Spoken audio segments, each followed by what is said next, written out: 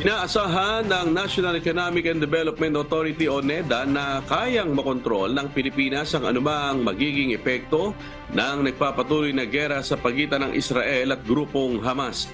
Ayon sa ahensya, makakaya ng bansa na mapigilan ang may dudulot nito sa ekonomiya, partikular na sa sektor ng enerhiya. Dagdag naman ng NEDA, prioridad pa rin ang administrasyon ni Pangulong Ferdinand Marcos Jr. na mailigtas sa mga Pilipino na nasa ibang bansa na maaring maapektuhan sakaling lumala ang gera sa Israel.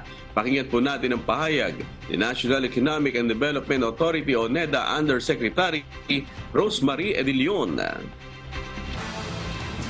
With respect to energy, marami na rin kasi mga energy power plants that and transmission projects na naka-schedule na to be completed either this year or early next year.